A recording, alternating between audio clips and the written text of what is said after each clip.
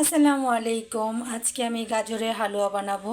তো আমি এখানে গাজরগুলোকে সুন্দর করে খোসা ছাড়িয়ে একদম ধুয়ে পরিষ্কার করে এখন আমি এটাকে সিদ্ধ করে নিচ্ছি। তো চলুন দেখে নিই আমি কিভাবে গাজরের হালুয়া বানাই। তো এই পর্যায়ে আমি প্রায় 50-50 সিদ্ধ হয়ে গেছে, এর বেশি আমি সিদ্ধ করব না। তো এখন আমি ঠান্ডা করে গ্রেট করে নিব। তো এইভাবে আমি গ্রেটার দিয়ে গ্রেট করে নিচ্ছি।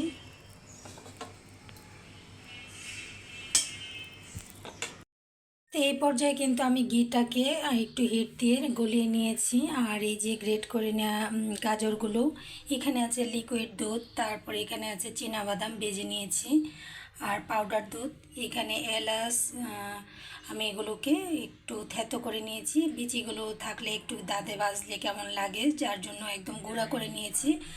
আর এখানে আছে 1 কাপ পরিমাণ চিনি। তো এগুলো দিয়ে আমি এখন বানাচ্ছি গাজরের হালুয়াটা। চলুন বন্ধুরা দেখে নিই। এই পর্যায়ে আমি তো ঘিটাকে গলিয়ে নিয়েছি। তো এখন আমি ঘিটা দিয়ে দিলাম। তো ঘিটা দেওয়াতে এখন আমি সাথে সাথেই গাজরগুলো দিয়ে দিব। গাজরগুলো কিন্তু আমি প্রপারলি সিদ্ধ করে নিইনি, আমি অনেকটা কাঁচা কাঁচা রেখেছি, কারণ আমি এটাকে দুধ দিয়ে সেদ্ধ করব, যেন এর পানিটা ঝরে না যায়, কালারটা যেন থাকে। তো আমি এখন এগুলোকে সুন্দর মতো একটু নেড়ে চেড়ে নিচ্ছি। তা এখন একটু নেড়ে চেড়ে দিলাম। আর এই পর্যায়ে দিয়ে দিব এলাচ, দারচিনি আর তেজপাতা, এগুলোকে আমি দিয়ে দিব। এখন সব কিছুই অ্যাড করে নিব এক এক করে। তো গুঁড়া দুধটাও দিয়ে দিচ্ছি, আর দিয়ে দিচ্ছি চিনিটাকেও এখন দিয়ে নিব। চিনিটা আমি 1 কাপ পরিমাণ দিয়েছি, যদি আমার আরও মনে হয় যে মিষ্টি দেওয়ার প্রয়োজন তখন আবারও মিষ্টি দিয়ে নিব। এখন দিয়ে দিব 1 কাপ পরিমাণ লিকুইড দুধ। তো এই পর্যায়ে এই যে 1 কাপ পরিমাণ লিকুইড দুধ, এটা দিয়ে দেওয়াতে গাজরটা যে একটু কাঁচা কাঁচা ছিল ওটাকে একদম প্রপারলি সিদ্ধ করে নেব। তো আমি এইভাবে এখন ভালো করে নেড়ে চেড়ে নিচ্ছি।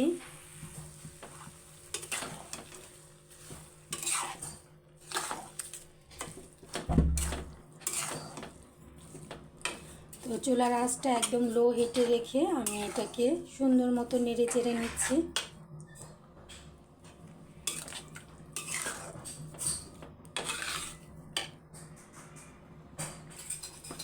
তো এই যে এই পর্যায়ে কিন্তু আমি নেড়ে চেড়ে দেবো। এখন আর ঢাকনা দিয়ে ঢেকে দেবো না, কারণ এটা যদি এখন আমি ঢাকনা দিয়ে ঢেকে দিই তাহলে কালারটা চলে যাবে।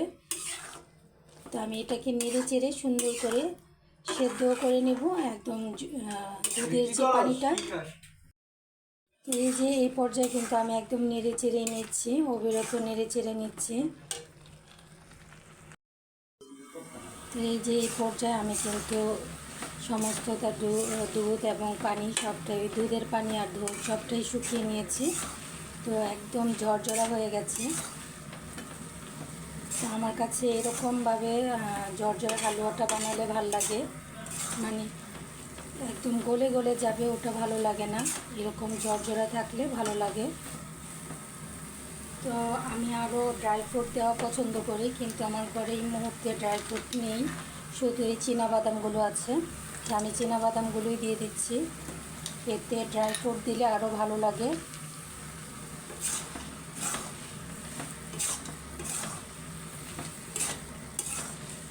তো আমি কিন্তু এইভাবেই গাজরের হালুয়াটা বানিয়ে থাকি।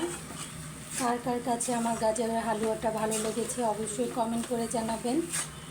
আর আপনাদের প্রত্যেকের কমেন্ট পড়তে আমার খুব ভালো লাগে, আমি খুব মনোযোগ সহকারে আপনাদের কমেন্টগুলো পড়ি। আর অনেকেই কমেন্ট করে বাট লাইক দিতে হয়তো ভুলে যায়, সবাই একটু মনে করে লাইকটা দিবেন, লাইকটা দিলে আমি অনেক খুশি হব। একটা লাইক পেলে পরবর্তী ভিডিও বানাতে অনেকটা উৎসাহ লাগে, অনেকটা আগ্রহ লাগে। তো মনে করে সবাই একটু লাইক দিবেন। তো এই পর্যায়ে কিন্তু আমি চুলাটা অফ করে দেব। একদম গাজরের সাথে ঘিয়ের যে কম্বিনেশনটা সুন্দরভাবে লেগে আছে। তো আমার কাছে তো দেখতে ভালো লাগছে, আপনাদের কাছে কেমন লেগেছে অবশ্যই কমেন্ট করে জানাবেন। তো আজকের মতো এইখানেই, সবাই ভালো থাকবেন, সুস্থ থাকবেন, আল্লাহ হাফেজ।